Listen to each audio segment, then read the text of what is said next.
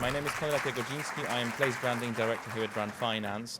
I will be popping up just with some housekeeping announcements, but do seek me out if you want to learn more about our place branding and soft power practice in particular. So we're now breaking out for the cultural diplomacy session hosted by the Polish Ministry of Foreign Affairs. We're going to be discussing the UK-Poland season, a collaboration between the British Council here in the UK and between the Adam Mickiewicz Institute and the Polish Cultural Institute on the Polish side, which is going to see events in both Poland and the UK about each other country's culture throughout the year.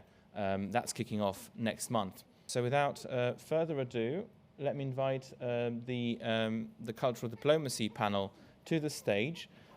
Minister Henryka Mościcka-Dendys, Undersecretary of State from the Ministry of Foreign Affairs in Poland, Olga Brzezinska, Deputy Director from the Adam Mickiewicz Institute, David Elliott, Head of International Seasons at the British Council, Paulina Latham, Head of Visual Arts and Music at the Polish Cultural Institute in London. And I'll hand over to David Elliott to provide a short introduction with a few slides telling us what the UK-Poland Season of Culture is.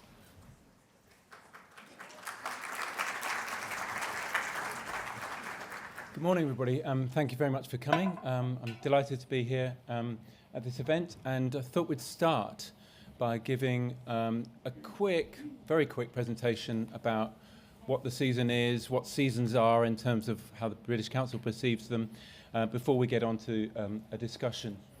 So, I'm David Elliott. I'm Head of International Seasons at the British Council here in London. I've been with the British Council forever, overseas for many years, but also more recently back in the UK. And I kind of steer our international seasons, which are bilateral generally, between Britain and another country. We tend to do 1 or 2 a year, but this year we got our planning wrong and we're doing 3. So we're actually kicking off with Poland season, UK-Poland season, in about 10 days' time. And they will be co-launches in Łódź in Poland and London in the UK on the 5th and 6th of March respectively, and go through until November. But we do many seasons, as you can see, and France was the last one, Poland's the next one, and then after that will be Kenya and Brazil. So what is it? So it's many different art forms, many events in both countries, about 40 cities in Poland and the UK. And the whole idea is to invigorate cultural dialogue between our two countries, especially in addressing sort of global challenges and giving opportunities to cultural leaders and to arts organizations and companies and artists in both countries. The reason we've got 4 people here is that it's a complex project in that we're all working together. So it's the British Council came up with the idea, but we're working very closely with the Adam Mickiewicz Institute, the Polish Cultural Institute here in London, and also with great support from the Ministry of Foreign Affairs and the Ministry of Culture and Heritage in Poland. And as I said, the season takes place from March until November. Why now? Well, it's pretty much a given that these are crazy times, and we really need to bond together. So Poland has been a priority country for the UK for many years, but never more so than now. So we wanted to strengthen our position with Poland, and also to support it around the whole Ukraine issue, which is really important too. Also, post-Brexit and post-COVID, there was a bit of lull, I would say, in cultural relations between the two countries for obvious reasons, and we want to reconnect that. And there is a mixed commission between the two countries in the areas of arts and culture and education and science, which is up for renewal. So it seemed like a good time to do it. Plus, of course, very small fact, not small fact, there are nearly 3/4 of a million Polish diaspora living in the UK, so very important. These are where we're doing the events. So the British Council is taking ownership, if you like, of organising the events in Poland, as you can see on the right, and the Adam Mickiewicz Institute and the Polish Cultural Institute likewise are doing the events on the left. It's really great that we're not sticking just to London. We're getting really out and about nationwide. So in the UK, Scotland, Northern Ireland, Wales, and England. Very important for us. I've said what the organising partners are. There are some themes as well. The 4 Ds: dialogue, diaspora, digital, and diversity. And these are some of the events. I won't go into them in detail because we need time to talk. But these are some events in Poland, kicking off with an exhibition in Łódź and so on. And these are some of the events in the UK, which our partners are organising. As I said, kicking off in 10 days' time with the Kinoteca Film Festival at the BFI, and then many, many other events. Great exhibition at National Portrait Gallery coming up at the end of March, and so on. A little bit about the Adam Mickiewicz Institute. Do you want to say anything now, or leave it to the discussion? I may just introduce, because thank you, David, and thank you for inviting me here.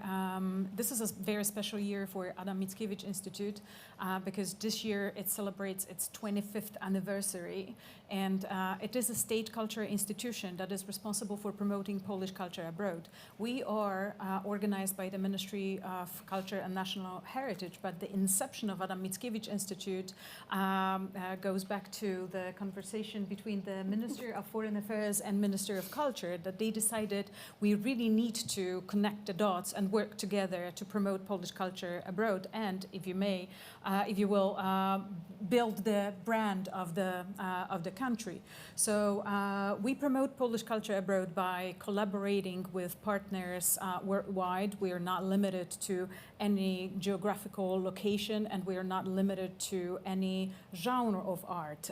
So basically, our turf is the globe, and what we do, being set, we only have a seat in Poland, in Warsaw, so we have to collaborate, and we're very happy to collaborate with Polish culture institutes around the world and with the Ministry of Foreign Affairs, but we also build lasting partnerships with cultural institutions and non-institutional partners all over the world.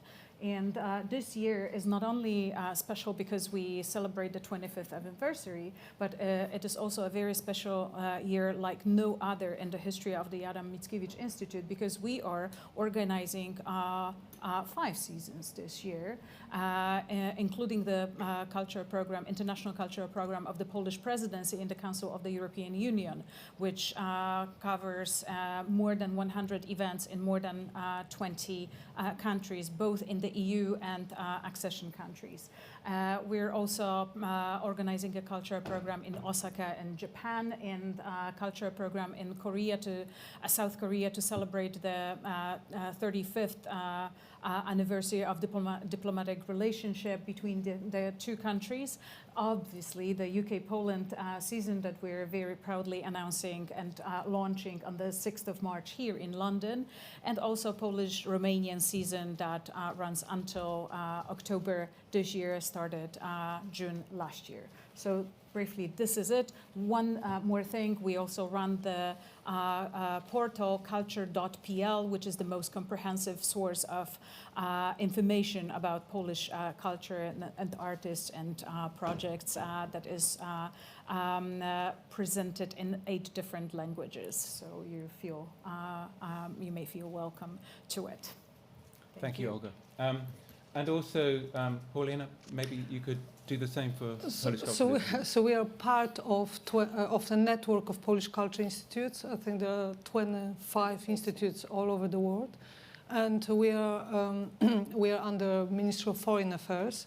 So although we also promote culture, but we focus also on education and building partnerships. And Polish Culture Institute in London is focused only on UK activities, and every year we produce around 100 events, which are ranging from showing film, theater, literature, and music. We are also part of the member of the UNIC network, so we collaborate with other institutes on various projects. And we've been in London for, I think, 70 years or maybe more. So we've been here for a very long time. And because there is a Polish diaspora, we kind of trying to create that dialogue between the audience, Polish audiences and British audiences. So our aim usually is to attract British audience, non-Polish audiences to our event. And I think we managed to succeed that on average we have 50% of a British audience and 50% of Polish, which I think is quite good outcome. Thank you. Over to you, Konrad. Well, thank you so much for that introduction, David, Olga, and Paulina. We're very privileged to have Minister Henryka Mościcka-Dendys from the Ministry of Foreign Affairs, and we just wanted to turn to you for a few remarks on the importance of cultural collaboration, cultural diplomacy in general, for bilateral relations between the two countries, for security of Poland, and for the future of Polish diplomacy. First of all, let me start by saying welcome everyone. It's nice to see the room so full. Thank you for your interest in Poland and Polish culture and Poland in general, I should say. Thank you very much to the co-organizers of the Polish UK or Poland UK season. I hope it will shed some light on our, let's say, both our countries in Britain and in Poland. It's very important for us to promote Poland's soft power.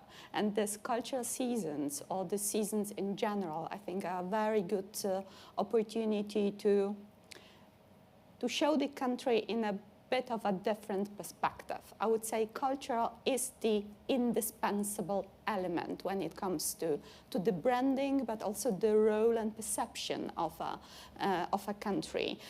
So for us, cultural diplomacy is I would say, equally important, or public diplomacy in general, to the other aspects of policy shaping. You asked, Konrad, whether security and soft power go together. Yes, indeed, I would say so. Poland is probably at the moment much better at security spending and creating this, let's say, hot security perspective than it is in presenting the transformation success of Poland. So I honestly hope that the Polish-British season will also shed some light on the tremendous success Poland experienced since '89, becoming a very rapidly growing modern economy, open society, home to almost 3 million foreigners who've chosen Poland as their new home. Whenever coming to Britain, I always try to tempt the Poles who decided to choose or who decided for Britain to go back to their country. And there are also mobility schemes we try to promote, creating, let's say, more contacts and more dialogue between our countries. And I hope exactly the mobility schemes and the season and other attractions will serve this purpose. So once again, thank you very much for having me here and organizing this event. Thank you so much. I mean, there's a giveaway. I'm obviously Polish too, and we have been organising this event for 6 years, and it's the first time that we finally have a Polish session, both today and there's going to be a session tomorrow as well with President Lech Wałęsa, former President of Poland, and obviously Nobel Peace Prize laureate who led the Solidarity movement in the 1980s, and which brought down communism in Poland and in Central Eastern Europe. So it's fantastic to have Poland again on this stage, or for the first time, but to have Poland finally on this stage, and to discuss its soft power, because it's obviously a salient topic. And we touched a bit about the security situation. Obviously, Poland is effectively a frontline nation at the moment in Europe. How can cultural diplomacy foster security. Obviously Poland is one example, but there's obviously many other countries that do it for the same reason, let's say South Korea or Ukraine, countries that are investing heavily in its soft power because they know it brings those benefits for the security of the country. So I don't know if you would like to just elaborate on how Poland's security situation can be strengthened through that cultural link.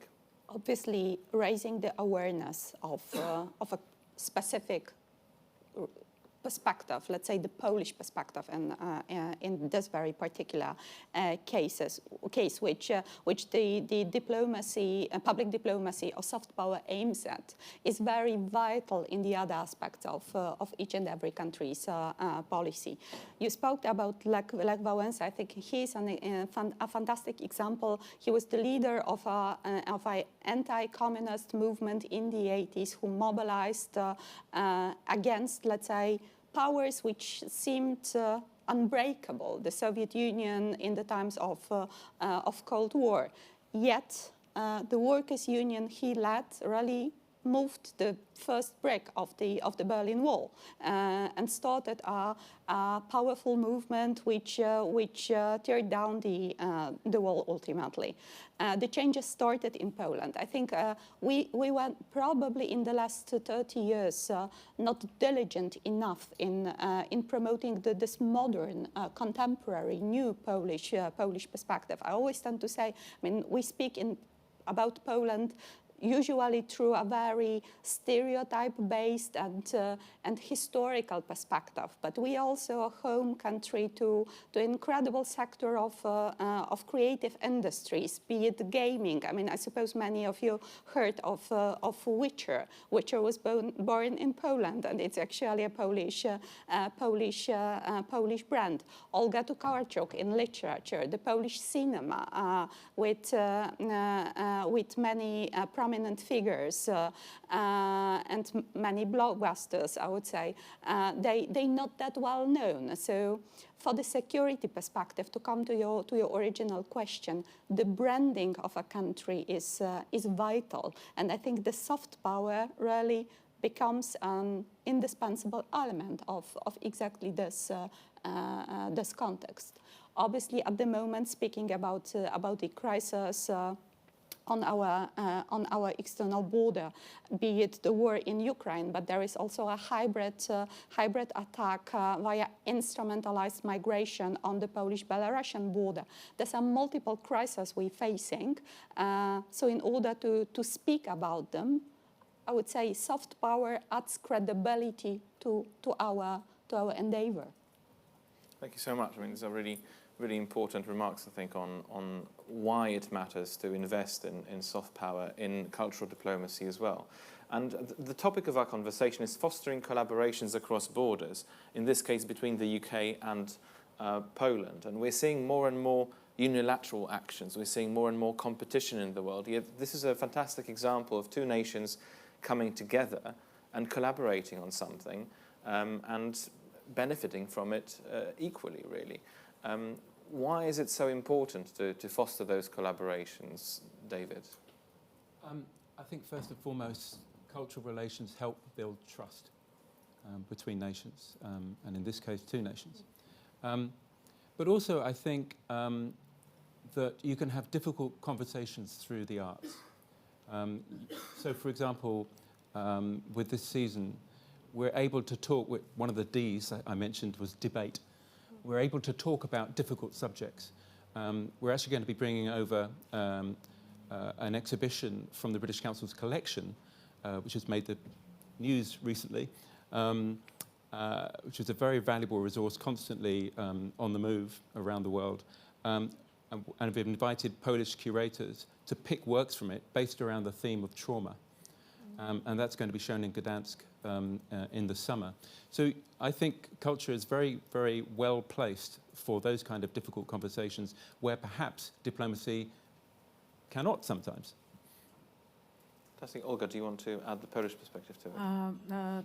To add to that and build on what David said, because I fully agree with the statement that culture helps build trust and provides a good environment to talk about normally divisive issues. It creates an environment in which we can talk about values, because culture, for me, is the most enduring currency of influence. It does not demand loyalty, but it inspires loyalty. We, through stories that we tell in film, in literature, in visual arts, in cinema, in theater, we do not only tell stories, we change narratives. And this is very important, because for political decisions, popular support is vital. There is a constant campaign. So if you can build connections between people and that they will support your political decisions, it provides for a more peaceful and better connected world. So I think that not only it helps build trust, but also creates a space in which people can become curious about one another. And people who see one another as human beings, different but very similar, they are more likely to have a conversation rather than reach for the guns. Well, thank you for that. Very, very important messages to those politicians in the world that are now taking those unilateral actions without consideration for collaboration between countries. Paulina, you're on the ground here in London, and you've been working at the Polish Cultural Institute now for many years. What benefits do you see, tangible benefits in everyday life, the things that you have achieved here as the Polish Cultural Institute in terms of the fruit of the work in collaboration between countries on the cultural domain? I mean, listening to you, the one thing that I think about is Edward Said and the concept of the other. Because I think 15 years ago, 21 years ago, we did join the EU. And 700,000 Poles came, and this was in a quite rapid, this is like within 1 year or 2 years, a lot of Poles came to UK. And obviously when the other arrives, this is a nature of humans, that people are scared of the other. So the question is, how do you familiarize people with the other? And I think our focus, because we don't have huge budgets like other countries, was to partner with British institutions and tap into their audiences and kind of show them that our culture is familiar. So the kind of familiarity is, maybe the Poles are similar to us, or maybe we can relate. So we were focusing on relativity within the culture. And I think Kinoteka is one of our flagship projects, and what is amazing, he's been very active for the past 15 or 17 years. I don't remember, this is a long time ago. But what we found is we have now British fans who come specially to see Polish films, which probably it was impossible without this big festival, which kind of spans for over 1 month in different institutions. It's the same with the classical music. I mean, we have certain things that we are very well known for, but the other, I will just give an example because I think it's easier to kind of how we are creating this familiarity. So we did an exhibition of Young Poland, which is arts and crafts movement, in William Morris Museum. And what we discovered is because for English people, arts and crafts movement is familiar, they can connect to our arts and crafts movement, because from my observation, it's like if someone doesn't know anything about something, they will not care. And I think First World War showed this as well. There's a lot of scientific studies to kind of illustrate that when someone is not the other anymore, there is more connection and there is less chance for big conflicts and so forth. Thanks for that. So familiarity, building bridges, helping to understand the other culture, and come closer together and work together. That's probably the key benefits from that sort of cultural collaboration.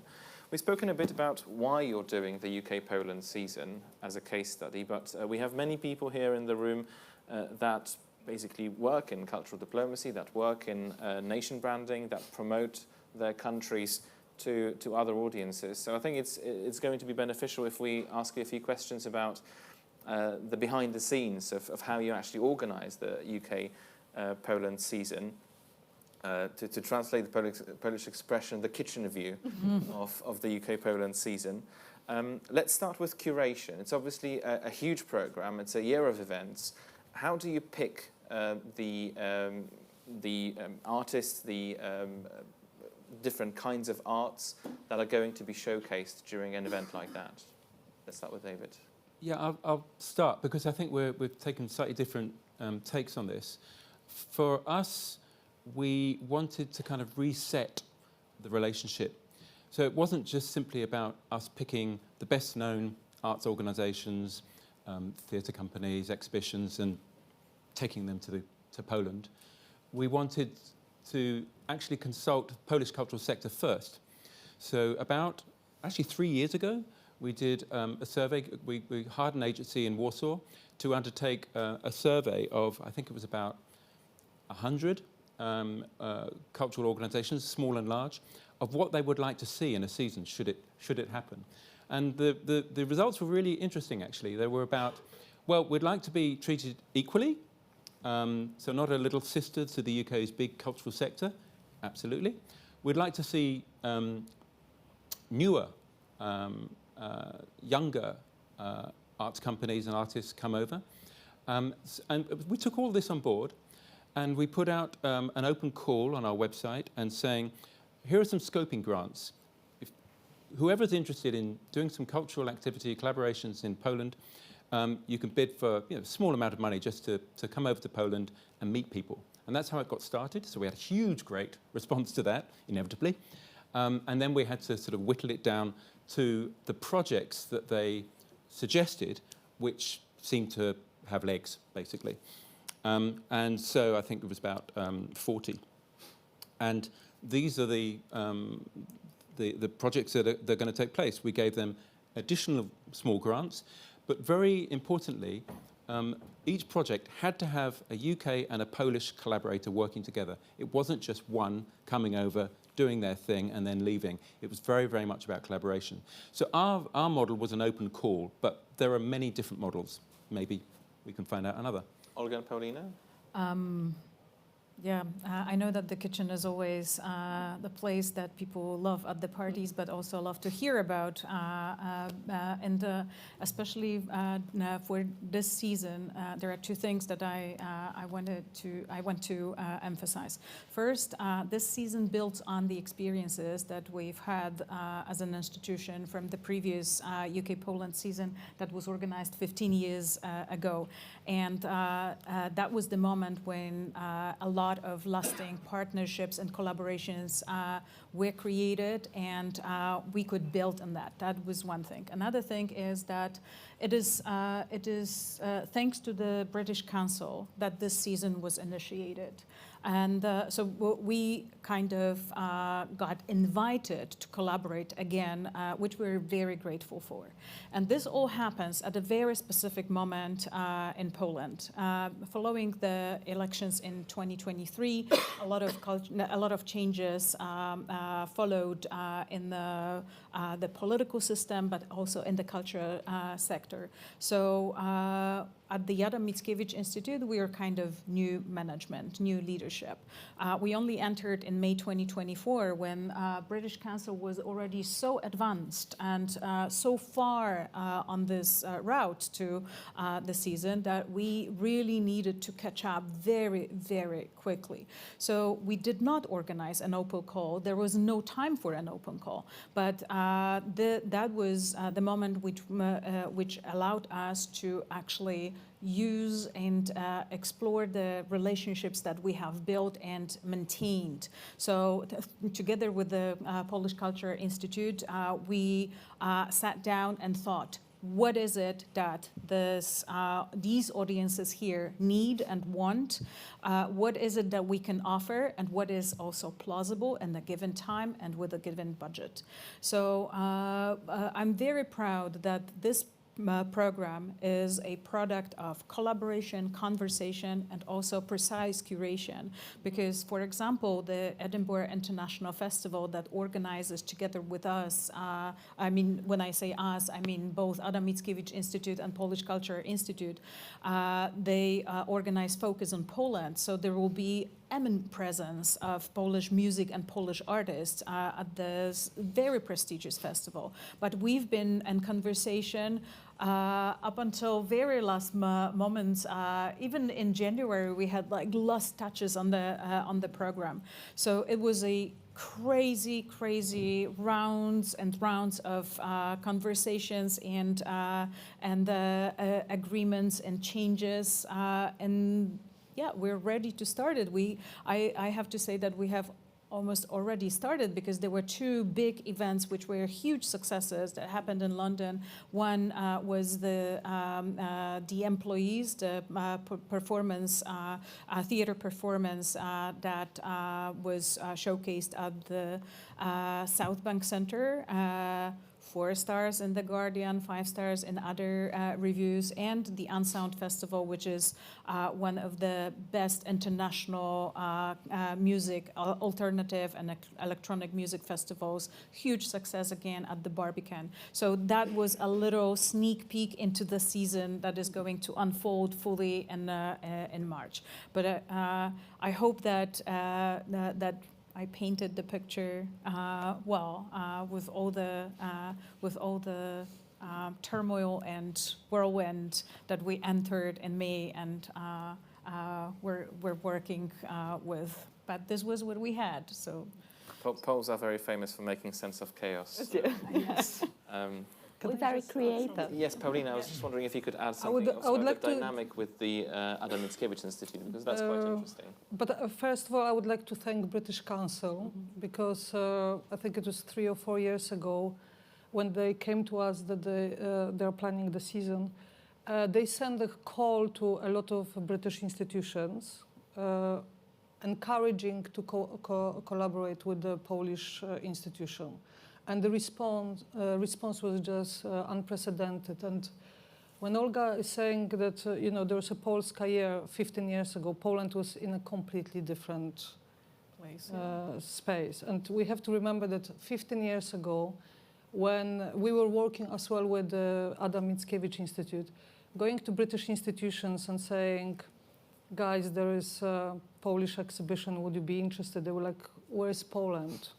I mean, Poland is somewhere beyond the Berlin Wall. I mean, there's some kind of darkness, and we don't know what's happening there. And in the past 15 years, Adam Mickiewicz Institute and us, we've been kind of sharing some of the market, on a kind of cultural scene. But we managed to have big exhibitions in big institutions, big concerts, and we stopped being non-familiar. So I'm going back to this familiarity. So when the response was amazing, and actually it helped us with this kind of short period of time. It was much easier to kind of build the partnerships. And the way, like kitchen, how does it work with the curation? There are different sets of kind of how we work. One is we take the curators, and Adam Mickiewicz Institute has got similar kind of practice, that we do a lot of study visits. So we kind of connect the institutions and curators, and we encourage them to have dialogue, because the British institution knows their market and their audiences, but also our curators know what is the best in Poland. So I would just tell one example. Very rarely we go with the kind of with the flag and say, please, can you show this exhibition? Because we found that in the UK it very rarely works. So there has to be kind of co-ownership of the project, and then co-ownership by the institution, because then they will put a lot of effort in promoting given project. So a lot of work. Yes, Minister? If I may, just a sentence about, let's say, the reasoning behind and the government's perspective. It's probably needless to say it here, but for the government, it's also a season like that is also an investment. It's an investment in networking, people-to-people contacts, and it's not about, let's say, unfolding the events throughout the season. It's much more also about awareness raising, about dialogue, about bringing people together and creating or nurturing this lasting partnerships for a longer perspective. As my colleagues here said, we had the previous season 15 years ago, and we saw lasting results of this initiative many years later. And I think nowadays, it's also partially a result of this first season that we much better and much more advanced in shaping yet another one with the in cooperation with the British Council, the Adam Mickiewicz Institute, and the Polish Institute for Culture. So we also hope that this season again will even deepen our bilateral relationship. Very true. I mean, sadly, many governments still see soft power as a cost rather than an investment. So it's fantastic to see that Poland sees it differently. Now Britain, obviously, with the UK Soft Power Council, is renewing its commitment to soft power. And let's just hope that more and more nations wake up to that and understand how much such initiatives can actually bring in benefits to their own country and obviously to all the parties involved. We have another 5 to 10 minutes. I was wondering if there's any questions from the floor that we would want to ask to the panel. Anyone? Well, I have one about the geographical spread. You showed the maps, David, and it's, I think, very helpful to understand that these events aren't just happening in London and in Warsaw, not just in Edinburgh and in Krakow, but in many cities all across the two countries. Why is that important? It's crucial for the British Council. I mean, the UK is a devolved nation of 4 countries, 4 nations, Scotland, Wales, Northern Ireland and England. And we always make sure that whatever work we do, all 4 are represented somehow. It's not always easy, actually, but for a season, it's a big enough project to make it happen. So, yeah. And on the Polish side?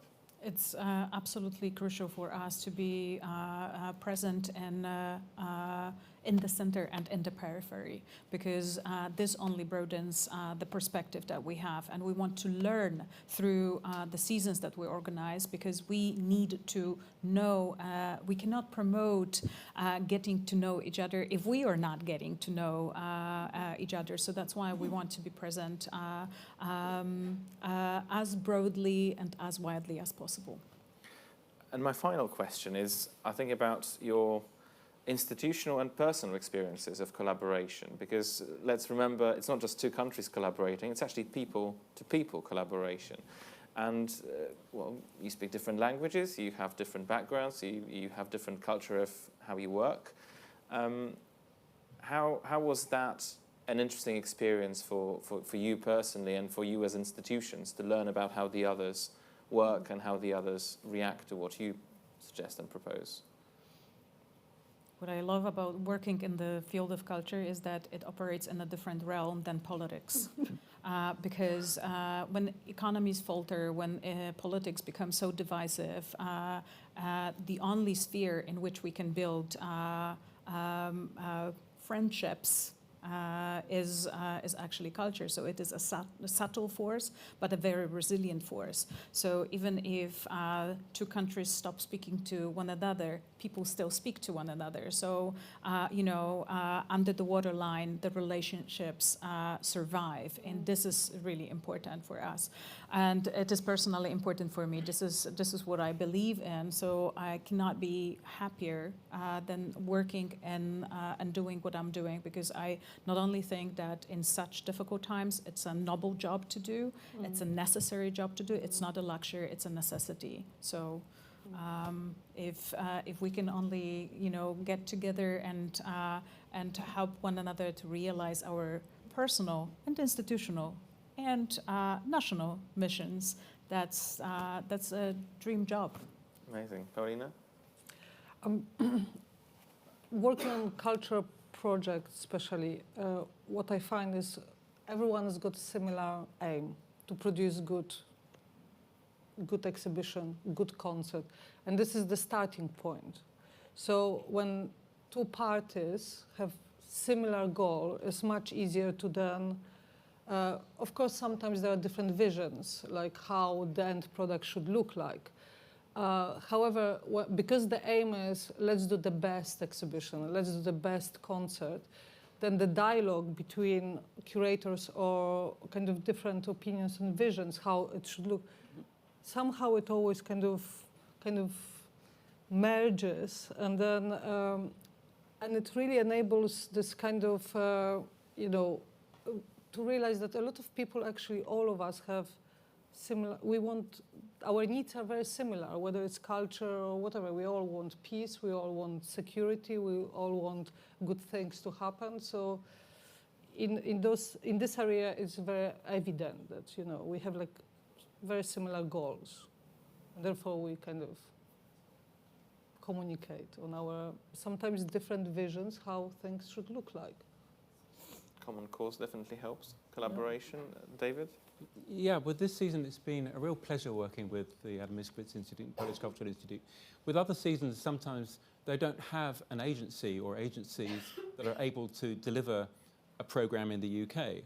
Some do, like Institut Français or the Goethe Institute, but most don't. It's an embassy, and they're lucky if they've got a cultural attaché. So it's quite difficult. For Poland, it's been, I would say, relatively easy. Also, thank you so much for speaking English. We're so shockingly bad at speaking foreign languages here that one tends to forget actually that's a real boost to the project. And also, I have to say, hurrah for Teams or Zoom. I can't think of how we did this in the past before Teams or Zoom, because we're talking to each other all the time, up on screen, familiar faces in English, and it's worked very well. Excellent. Well, I think we're running out of time, so a few final words. So we should be calling for learning Polish, actually, as a final sentence. Absolutely. Not the easiest of languages, but try. Second most difficult. No, not really. Well, we all speak it, so you can learn it. Yeah. Even children in Warsaw speak Polish. So. Even children can do it. We have some books, so we can send you if you. Excellent. Well, on that note, thank you so much to Minister Henryka Mościcka-Dendys, David Elliott, Olga Brzezinska, and Paulina Latham for joining me today and talking about the Poland-UK season of culture as a case study of international collaboration in culture.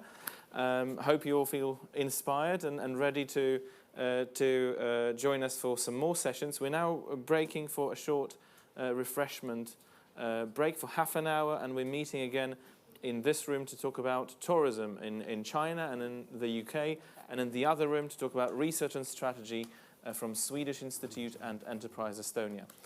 Thank you so much, and see you soon.